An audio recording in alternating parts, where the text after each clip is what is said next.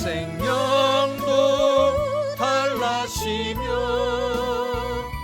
십자가에 독했으니 오늘뿐인 육신 속에 참빛을 심게 하시고 가시뿐인 세상 속에 미랄로 썩게 하소서. 똑바로 걷고 싶어요. 똑바로 걷고 싶어요. 주님 온전한 몸짓으로 똑바로 걷고 싶어요.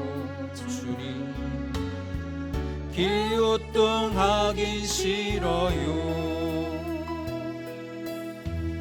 하지만 내 모습은 온전치 않아 세상이 보는 눈은 마치 날 죄인처럼 멀리하며 외면을 하네요. 주님 이 낮은 자를 통하여 어디에 쓰시려고 이렇게 초라한 모습으로 만들어 놓으셨나요? 당신께 드릴 것은 사모하는 이 마음뿐. 이 생명도 달라시며 십자가에 독했으니 오늘뿐인 육신 속에 참빛을 심게 하시는 가시뿐인 세상 속에 미랄로 썩게 하소서. 아멘.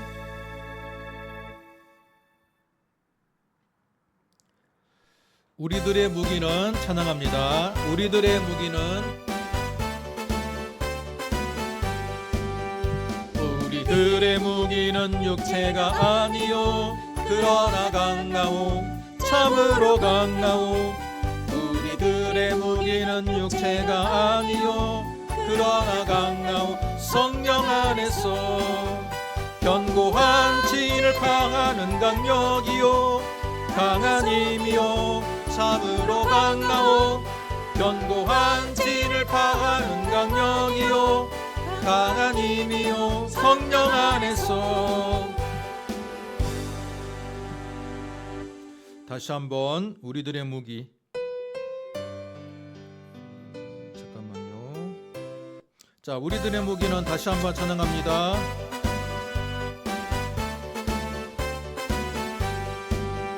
우리들의 무기는 육체가 아니요 그러나 강하오 참으로 강하오. 우리들의 무기는 육체가 아니요 그러나 강하오 성령 안에서 견고한 진을 파하는 강력이요 강한 힘이요 참으로 강하오. 견고한 진을 파하는 강력이요 강한 힘이요 성령 안에서. 아멘. 자, 우리 말씀 보도록 하겠습니다. 사무엘상 17장입니다. 사무엘상 17장. 사무엘상 17장 45절에서 49절까지. 사무엘상 17장 45절에서 49절입니다. 자, 한 목소리로 같이 읽습니다. 다윗이 블레셋 사람에게 이르되 너는 칼과 창과 단창으로 내게 나오거니와 나는 만군의 여호와의 이름 곧 내가 모욕하는 이스라엘 군대 하나님의 이름으로 내게 나아가노라.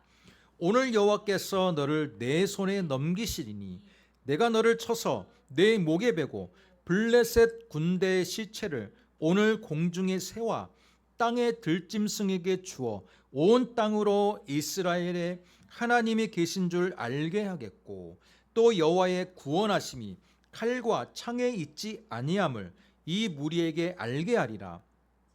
전쟁은 여호와께 속한 것인즉 그가 너희를 우리 손에 넘기시리라. 블레셋 사람이 일어나 다윗에게로 마주 가까이 올 때 다윗이 블레셋 사람을 향하여 빨리 달리며 손을 주머니에 넣어 돌을 가지고 물매로 던져 블레셋 사람의 이마를 치매 돌이 그의 이마에 박히니 땅에 엎드러지니라. 아멘. 자, 오늘 우리가 읽은 이 말씀 사무엘상 17장 우리가 같이 읽었습니다. 지난 주일 믿음의 본질에 이어서 믿음이 과연 어떤 것이냐, 믿음의 실체에 대해서 우리가 한번 살펴보는 귀한 시간 갖기를 원합니다. 여러분, 어렸을 때 교회 학교를 다니시는 분들이라면 설교나 공과 공부 시간에 최소한 두세 번 이상은 들었을 만한 구절이 오늘 말씀입니다. 그렇지 않습니까? 다윗과 골리앗. 이건요, 교회 다니지 않는 분들도 다윗과 골리앗은 알아요. 워낙 유명한 장면이니까. 자, 그런데 지난 주일에도 제가 백부장의 믿음에 대해서 말씀을 드렸을 때 한번 언급한 적이 있는데 고대로 갈수록 신들의 전쟁입니다. 민족의 전쟁이기도 하지만 그 각 민족이 정체성을 갖고 섬기는 민족의 고유 신들이 있거든요. 그 신들이 자존심을 걸고 싸움을 하는 게 전쟁의 또 다른 이면이에요. 민족의 신들이 있어요. 그래서 전쟁에서 승리를 한 민족이요, 어떻게 영광을 돌리냐면 우리가 섬기는 신이 이겼다, 그렇게 영광을 돌리고요. 전쟁에서 패배한 민족은 어때요? 우리가 섬기는 신이 졌네, 그렇게 되는 겁니다. 그러면서 자연스럽게 종교가 흡수가 돼요. 흡수가 된다고요. 여러분, 애굽의 최고의 신이 무엇입니까? 제가 출애굽기 강해 시간에 말씀을 드렸는데 애굽의 최고의 신은요, 태양신인데 라라 그래요. 라의 신이에요. 그런데 애굽이란 나라는 다신교의 문화잖아요.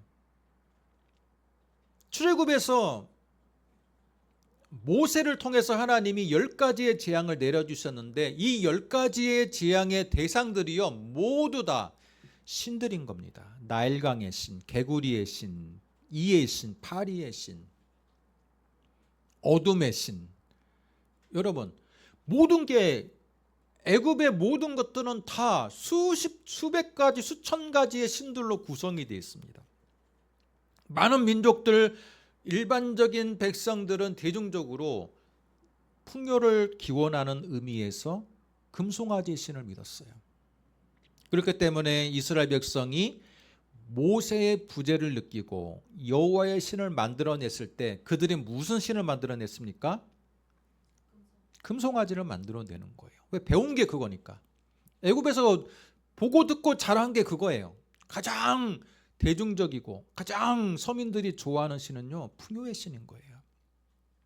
제가 왜 이 이야기를 하냐면, 여러분, 애굽이란 나라가 원래부터 그렇게 수백 가지의 다신의 그 나라였던 게 아니라 원래는요, 애굽 민족은 태양신만을 섬겼을 거예요. 그런데 다른 민족과의 수많은 부족들과의 전쟁을 통해서 부족들이 섬기는 신들이 태양신 밑으로 다 복속이 되는 거예요. 무슨 말인지 알겠죠? 원래 애굽의 민족이 태양신이 전쟁에서 승리를 하면 할수록 태양신은 최고의 신이 되는 거고, 그 밑에 복속되어 있는 그 많은 부족들이 섬기는 금송아지의 신, 그죠? 뭐 염소의 신, 나일강의 신, 파리의 신, 뭐 기타 등등의 많은 신들이 애굽 민족에게 전쟁에서 지면요, 그 신은 태양신보다 밑으로 들어가게 돼 있는 거예요. 그래서 다신 문화가 생기는 거예요. 알겠죠? 그런데 지난주 제가 말씀을 드렸지만 백부장에 봤을 때 그 당시의 문화로 유대 민족이 섬기는 여호와의 신은요, 로마하고 전쟁에서 졌어요. 그러면 그 신은 어떻게 되는 거예요? 황제의 신 밑으로 내려가는 거예요. 황제의 신 밑으로 기타 지방신으로 이제 지방신의 위치에 들어가야 되는 거예요. 그럼에도 불구하고 백부장은 그 당시에 종교에 대한 그런 상식을 버리고 여호와의 신을 최고의 신으로 그는 마음으로 영접한 것 같아요. 그렇기 때문에 예수님에게 그런 고백을 할 수 있었던 겁니다. 믿음의 순수한 믿음이 갖는 믿음의 진정한 본질인 거죠. 여러분, 다윗과 골리앗 이야기도 마찬가지예요. 다윗과 골리앗 이야기가요, 지금으로부터 약 3,000년 전의 이야기거든요. 여러분, 3,000년 전이면 청동기와 철기가 이제 혼합되어 있는 문화. 감히 상상하기도 쉽지 않은 고대인 거죠. 3,000년 전에. 그런데 골리앗이 싸움을 도두는 사람이에요. 우리 옛날에 보면 1대1로 한번 싸워볼까? 싸워서 한번 전쟁의 승패를 한번 겨뤄볼까? 그런 의미에서 대표자로 싸우는 이 사람인데, 이 사람이 얼마나 크냐면 바로 6척이라고 지금 말하고 있는데 2m 30을 훌쩍 넘어가는 굉장한 장신, 게다가 거대한 거구, 전쟁에 수많은 전쟁을 통해서 이 사람은 그 민족을 대표하는 전사가 된 거죠. 문제는 뭐냐면 그 사람이 떵떵거리면서 자신들이 믿는 그 신들의 이름으로 자기도 나오는 거거든요. 블레셋 신은 뭡니까?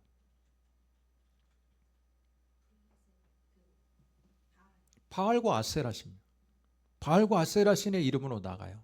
그러면서 너희들을 지금 사무엘 왕의 수하에 있는 많은 이 군대들을 모욕하는데, 사무엘을 모욕하기도 하지만 그들이 섬기는 신을 모욕합니다.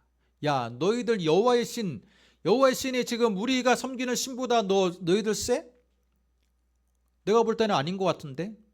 너희들 여호와의 신이 정말 세다면 너희들 중에 대표 한 사람 나한테 보내. 내가 그 대표하고 싸워서 이기는 자가 진정한 전쟁의 승리자가 되고, 그 이기는 사람이 섬기는 신이 진정한 신이 되는 걸로 하자. 지금 여러분, 그게 바로 이 1대1 싸움의 주요한 핵심이자 타이틀이에요. 전쟁의 승패를 먼저 가려보자는 거예요. 그리고 그 이기는 사람이 믿는 신이 참신임을 한번 보자는 겁니다. 진짜 신이 누구냐? 그런데 문제는 뭐냐면 유대인, 지금 사울왕을 비롯한 그 수하에 있는 많은 군인들이 골리앗의 풍채에 위압감을 느끼고 아무도 자원하지 않는 겁니다. 아무도 1대1로 지금 전쟁에 자원해가지고 골리앗하고 싸우러 나오는 사람이 없어요. 마침 어린 청소년이었던 17살 청소년이었던 다윗이 그들의 형에게 먹을 것을 집에서 싸줘가지고 그 떡과 여러 가지의 그 먹을 것을 싸가지고 지금 전쟁터에 왔어요. 왔는데 딱 보니까 골리앗이 서 있네. 근데 골리앗이 자신이 섬기는 그 민족뿐만 아니라 이 여호와 하나님까지 막 욕을 하고 저주하면서 빨리 나오라고 지금 그러고 있는 장면을 그가 목격하는 겁니다. 그러자 다윗이 도저히 참을 수가 없는 거예요. 아니, 우리 민족이 섬기는, 우리 민족을 선민으로 삼고 위일신이신 여호와 하나님을 모욕해? 저 잡신을 섬기는 저 골리앗이 진정한 신인 우리 하나님을 모욕해? 그러면서 그가 자원해서 싸우는 장면이 오늘 말씀이에요.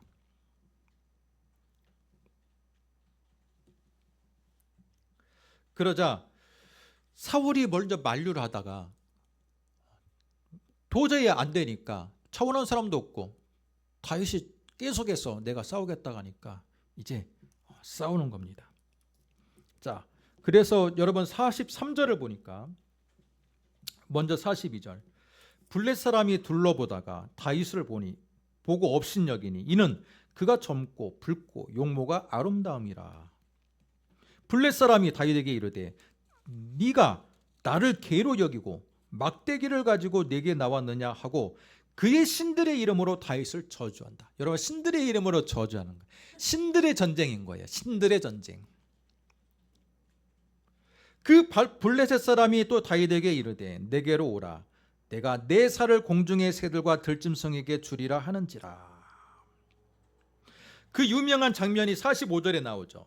너는 칼과 창과 단창으로 내게 나아오거니와 나는 만군의 여호와 이름 곧 내가 모욕하는 이스라엘 군대 하나님 이름으로 내게 나아오니라. 나아가니라. 여러분, 다윗도 마찬가지로 네가 모욕하는 만군의 여호와 이름으로 내가 너한테 나간다. 마찬가지예요. 다윗도 하나님의 이름을 걸고 지금 나오는 겁니다. 이게 신들의 전쟁인 거예요. 그런데 여러분, 우리가 교회 학교에서 많은 설교를 들었고 여기까지는 우리가 다 공감하는 바인데 많은 설교와 공학 공부에서 핵심이 뭐냐면 믿음, 다윗이 여호와 하나님을 믿는 믿음으로 골리앗을 이겼다라는 거예요. 물론 마찬가지죠. 물론 맞아요. 다윗은 전쟁 경험이 없어요. 하지만 골리앗은 어때요? 수많은 전투와 1대1 대결을 통해서 그는 그의 민족을 대표하는 전사로 세워진 사람이에요. 그러면 누가 이겨야 됩니까? 당연히 싸움을 많이 해본 사람이 이겨야죠. 그렇기 때문에 공각 공부나 설교에서 우리는 그렇게 말합니다. 다윗은 믿음 가지고 이겼다. 전쟁도 한 번도 해보지 않았지만 그는 하나님을 믿는 순수한 믿음이 있었기에 골리앗을 이길 수 있었다. 마찬가지로 우리도 우리 앞에 있는 거대한 장벽, 거대한 문제, 그 앞에 벌벌 떨지 말고 다윗과 같이 여호와 하나님을 믿는 믿음으로 순수하게 전진해서 물리치자. 이게 우리가 교회 학교에서 그동안 들어왔던 설교에서 들어왔던 수많은 교육의 핵심입니다. 그렇습니까? 안 그렇습니까? 대답을 해보세요. 그래요? 안 그래요? 저는 근데 다른 관점을 좀 제시하고 싶어요. 뭐냐면 다윗은 분명히 전쟁 경험은 없었지만 다윗이 가지고 있는 이 물맷돌이라는 것이 과연 무기 같지도 않은 무기였느냐. 골리앗이 들고 있던 칼과 창과 이 긴 이 창들이 다윗이 가지고 있는 물맷돌에 비해서 물론 그 당시에 최고의 무기이자 치명적인 무기일지라도 다윗이 가지고 있는 물맷돌이 과연 무기로서 제대로 된 역할을 하지 못하는 그냥 우연히 하나님이 힘을 줘서 이기는 그런 상황이었느냐? 그렇지는 않다라는 거예요. 여러분, 고대에 보면요, 군인들 가운데 물맷돌 부대가 있습니다. 물맷돌 부대가 있다는 건 뭐예요? 정규군 중에 물맷돌 부대가 편성이 돼 있었어요. 그만큼 물맷돌이 정확하게 맞으면 치명적인 무기였다라는 거예요. 뿐만 아니라 여러분,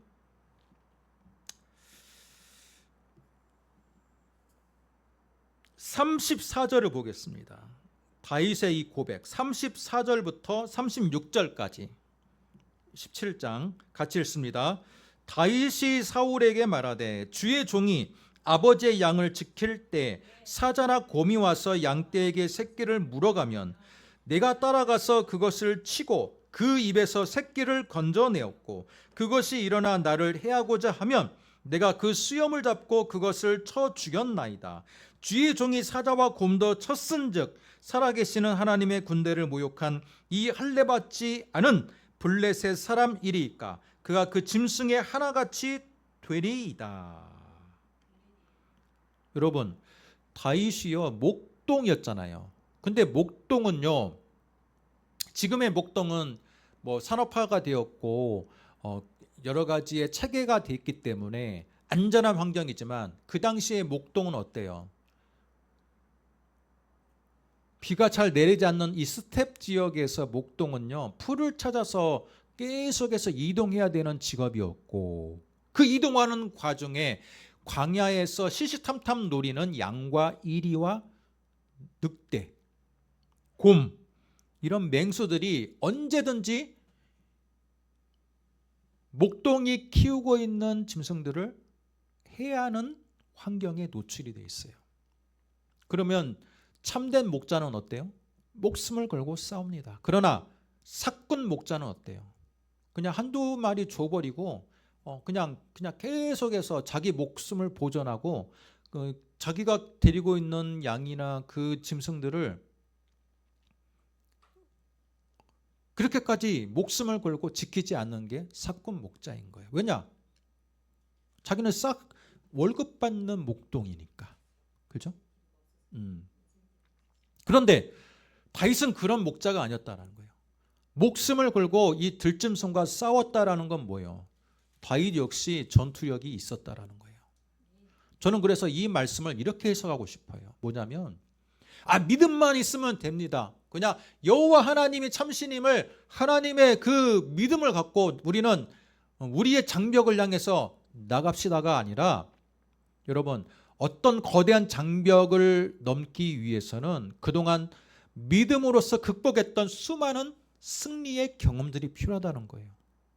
그렇지 맨날 우리가 막 마음적으로 갖고 있는 이 추상적인 하나님에 대한 관념과 믿음만을 가지고 세상의 거대한 장벽 앞에 부딪히면요 여지없이 깨진다는 겁니다. 다윗은 여호와 하나님을 믿었을 뿐만 아니라 자신의 생명을 걸고 맹수들과 싸울 때도 여호와 하나님의 이름으로 싸웠겠죠. 그러면서 여호와 하나님의 그 믿음이 결코 추상적인 믿음이 아니라 맹수들과의 목숨을 거는 싸움에서도 하나님이 나에게 지혜를 주고 믿음을 주고 전쟁의 싸움의 방법을 알려주고 싸움의 노하우를 전수를 받는 어려서부터도 충분한 전사의 자질을 갖고 있었다라는 거예요. 제 결론이에요. 그렇지 않습니까? 여러분 여기 나오는 사자와 곰이 얼마나 맹수예요. 그죠? 양떼에서 새끼를 물어가. 그러면 그것을 그 사자와 곰을 향해서 목숨을 걸고 싸웠다라는 것은요. 보통 용맹한 게 아니에요. 보통 용맹한 게 아니에요. 때문에 다윗이 가지고 있던 이 물맷돌도요. 그 맹수들과의 싸움에서 그들을 정확하게 조준하고 맞힐 수 있는 실력이 있었다라는 거예요. 여러분 물맷돌로 우리가 물맷돌 던지면 안 맞지만 고대의 기록을 보면요. 물맷돌 부대들이 갖고 있는 이 정확성은요. 굉장히 정확합니다. 굉장히 정확해요. 치명적이에요. 우리 만나면 옛날 짱돌이라고 그랬죠. 이 짱돌이 정말 이게 원심력에 의해서 강하게 나가서 이 정확하게 박히면 치명적인 무기입니다.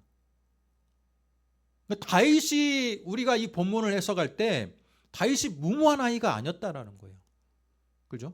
자신도 자기 나름대로의 맹수들과의 사투를 벌이면서 여호와 하나님의 신앙을 철저하게 가졌고, 뿐만 아니라 물맷돌이 가지고 있는 그 치명적인 무기를 제대로 사용할 줄 아는 실력자였다라는 거예요.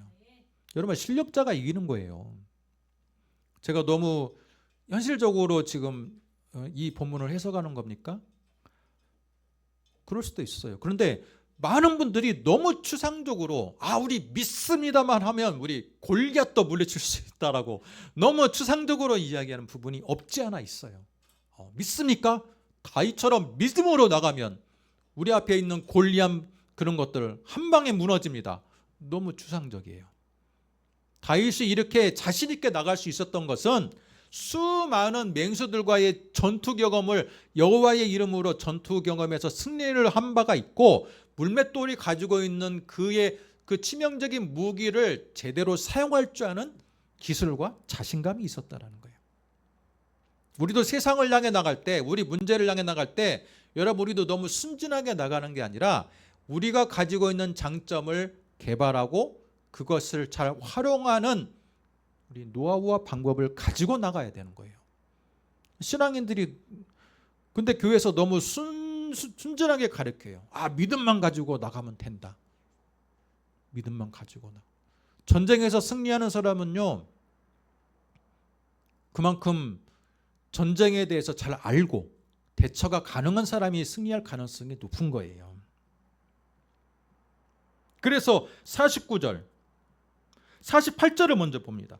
블레셋 사람이 일어나 다윗에게로 마주 가까이 올 때, 이제 다윗을, 여러분, 블레셋 이 골리앗이 가지고 있는 건 뭐예요? 칼과 창이잖아요. 여러분, 칼과 창은요, 창이 아무리 길어봤자 3m를 넘어가지 않아요. 그죠? 그러면 그 창의 살상 범위 안에 들어가야 돼. 그러니까 가까이 다가오는 거예요. 그런데 물맷돌의 장점은 뭐예요? 물맷돌은요 3m 안에 들어갈 필요가 없어요. 20m가 됐든 30m가 됐든 정확하게 그가 맞출 수 있는 그 범위 안에만 들어가면 칼과 창이 닿지도 않는 거리에서 얼마든지 골리앗을 공격할 수가 있어요. 게다가 48절의 하반부, 다윗이 블레셋 사람을 향하여 빨리 달렸다. 여러분, 골리앗이 2m 30이 넘는데 얼마나 거구인데 얼마나 빨리 달리겠어요. 이 골리앗의 단점은 기동력이 떨어져.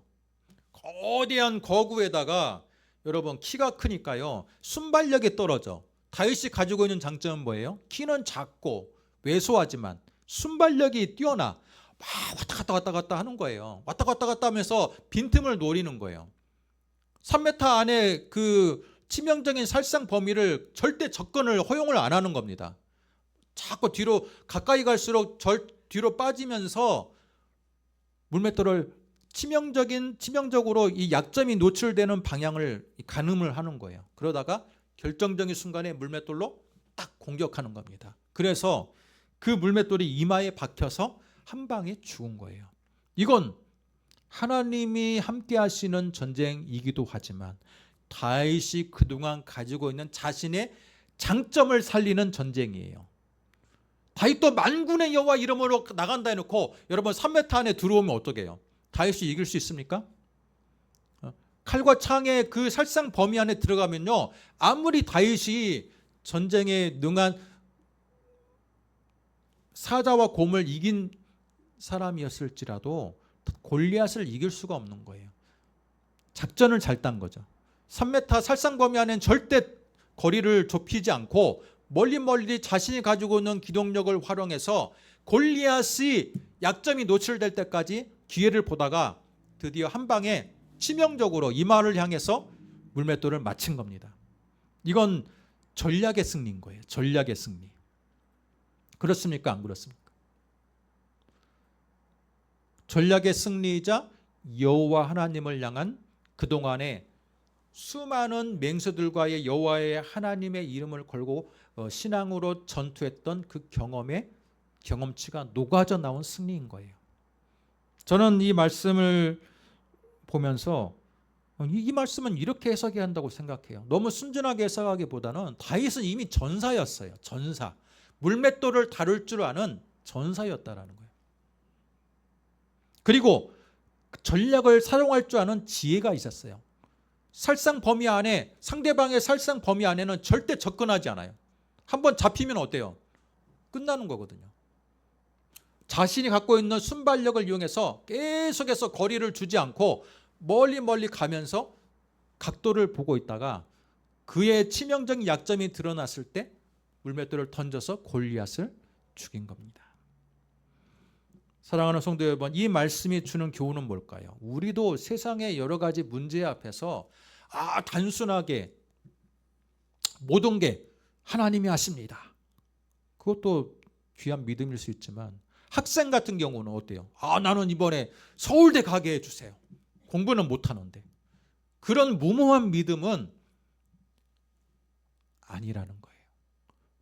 내가 만약에 인서울에 대학을 가고 싶다면 기도를 하세요. 그러나 다윗처럼 학생으로서의 본분, 양치기로서의 본분을 다윗이 다했던 것처럼 학생으로서의 본분을 다하면서 기도를 해야 될 거 아니에요. 그렇죠? 실력을 키우면서 기도를 해야 될 거 아니에요. 근데 많은 신앙인들이 너무 추상적인 믿음을 갖고 있어. 자신은 굉장히 부족한데 그 부족함을 인식하지 못하고 더 높은 목표와 더 높은 성공에 대한 야망을 갖고 기도를 한다는 거예요.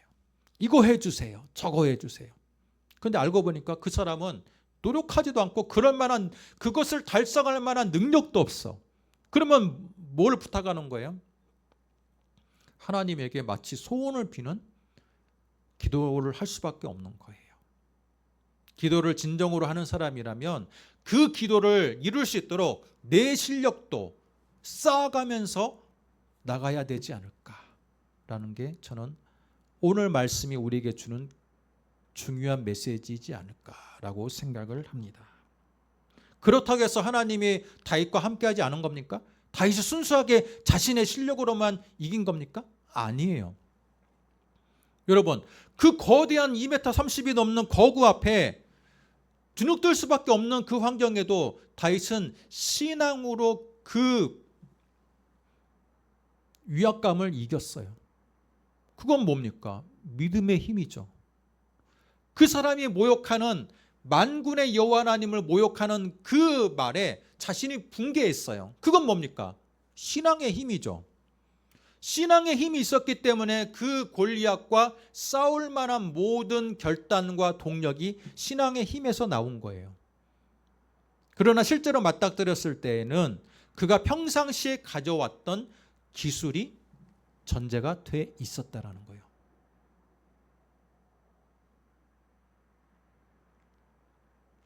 그렇기 때문에 여러분, 매 순간, 삶의 순간에도 여러분의 실력 향상을 위해서 노력하시기 바랍니다. 맨날 하나님 무엇 해주세요, 무엇 해주세요 그렇게만 이야기하지 않고 하고 자신은 노력하지 않는 게으른 종이 되지 않기를 원합니다. 어떤 것에 대해서 기도한다면 그것을 이루기 위해서 나도 열심히 준비해야 돼요. 준비. 하나님 지혜를 주세요. 내가 인서울 하고 싶다면 하나님 인서울 할 수 있도록 나에게 지혜를 주시고 내가 노력할 수 있도록 집중력을 주시고 그걸 위해서 구체적으로 기도를 해야죠. 근데 노력하지 않는데 하나님 인서울하게 해주세요. 인서울하게. 하나님 나 이번에 사업 성공하게만 해주세요. 근데 성공을 위해서 내가 사업을 분석하고, 그죠? 사업을 위해서 내가 노력하지 않으면서 성공하게 해주세요라고 한다면 그 기도는 너무 무책임한 기도일 수 있다라는 거예요.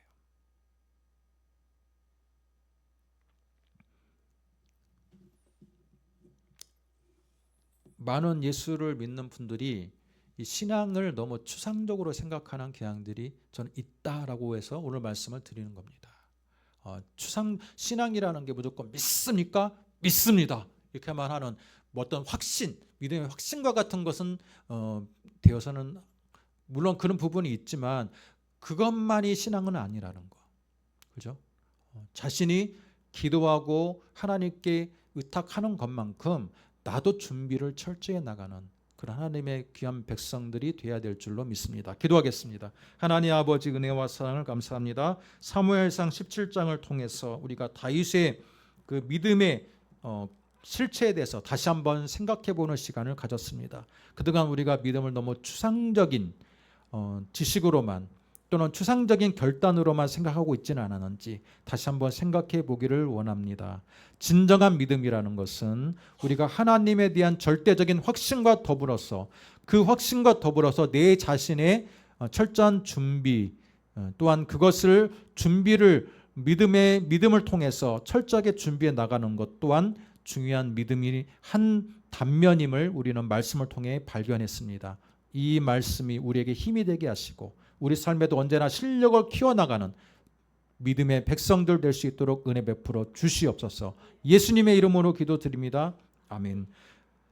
하늘에 계신 우리 아버지여, 이름이 거룩히 여김을 받으시오며 나라가 임하오시며 뜻이 하늘에서 이루어진 것 같이 땅에서도 이루어지리이다. 오늘날 우리에게 일용할 양식을 줍시고 우리가 우리에게 죄진 자를 사하여 준 것 같이 우리 죄를 사하여 줍시고 우리를 시험에 들어가지 마옵시고 다만 악에서 구하옵소서. 대개 나라와 권세와 영광이 아버지께 영원히 있사옵나이다. 아멘.